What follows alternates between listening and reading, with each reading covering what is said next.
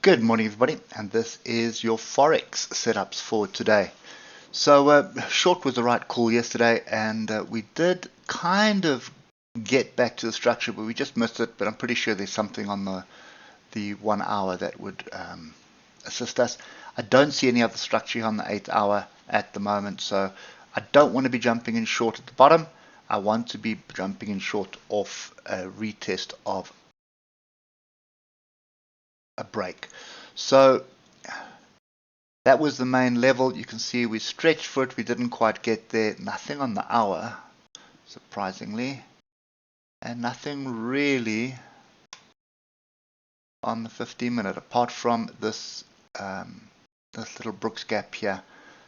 Kind of rare. I haven't seen that in a while in the market, but you can see how it ties up with the. Let me just put this in so I can just explain what I'm talking about here. So you can see how it ties up with the 150 here. So basically, decent price action means that when you get a break of a bar, this section here is probably the best way. You can see you have a tail that comes down past the previous close. So it sort of validates that level. So it breaks below the previous close, comes back, finds structure there. That's kind of what I'm talking about. I hope you can see it. It's not really that clear there. But anyway, here's another example here. You can see how the tail keeps going down. So it doesn't just close there, then open, and then run. There's a tail that comes past it. So there's a gentleman that taught me a lot of stuff, which is by the name of Al Brooks, which he refers to this as a gap. So you can see how this bar here tried to come back there, but it rejected just below. So between that tail and that tail, it's a gap. Okay, so they are. It's always something that he watches on the 5-minute chart, specifically with the Euro USD and the S&P 500, and it is well proven and tested in his strategy. But when you line it up with a lot of the stuff I'm doing, you can see oscillators there. You can see 150, pin bar, engulfing bar, inside bar. Well worth taking a shot at a short there with the stop up there, 110 point risk. Okay, anyway, what we're looking for today is a retest of a break, and there is,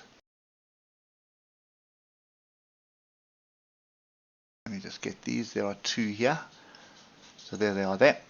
So this one's already been tested, so I'm a little bit concerned with trying to jump in here, and you can see this big up, big down. So during the Europe session was up, and then during the US session down. So I'd be watching this area 105749. Not too keen on this one here, but that's kind of the view that I'd have, and probably well worth just getting down to 15 minutes if you want to trade this pair today. And you see that there is a swing low there from yesterday that we need to pay attention to as well, which has been tested a bit this morning. So that's kind of the view that I've got at the moment. I think you want to see some kind of a pullback for an opportunity to be short again.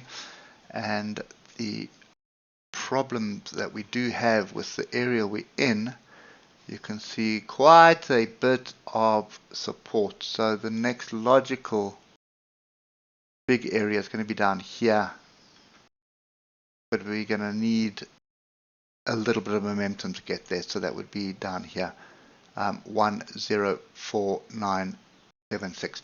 So my take on this morning is quite simple. Looking to be short off structure still. We are in a downtrend. It's down until it's not.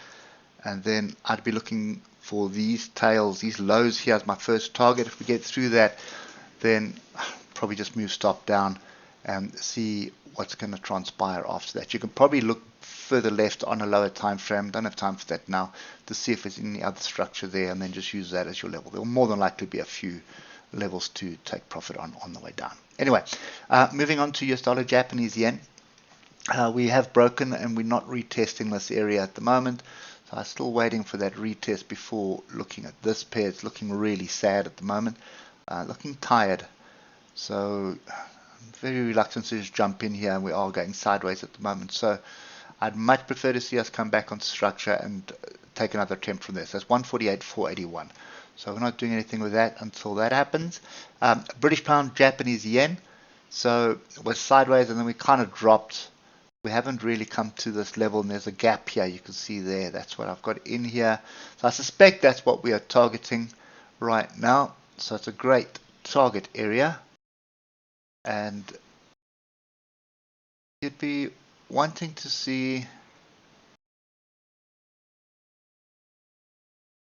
I'm not so sure I want to do that.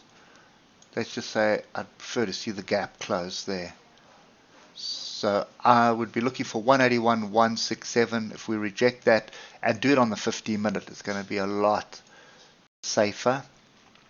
You're going to see what's happening with price. So I would look for a close in the gap, a rejection of this area at 181.167, and then we are looking for a move down to come and test this 187.36.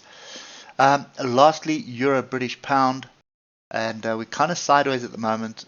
We did come back and test the structure lower down, but we kind of opened here, and then you would have seen this on the lower time frame here, there's 0.86765, but nothing really concrete. For me at the moment, this is in a range if you look at this on the hour, so I'm not really keen on this until we start building a better base. So we need to get higher than where we are now, come back and test some structure. That will get me long. Otherwise, if we start breaking below 0.86693, then I'd be looking at shorts. This pair is pretty much sideways, and it's been sideways for a long time. So it's not a long-term thing. It's normally an intraday long or short that we're looking for. Anyway, that's kind of me for today. I hope it helps, and we'll catch up with you tomorrow morning. Cheers for now.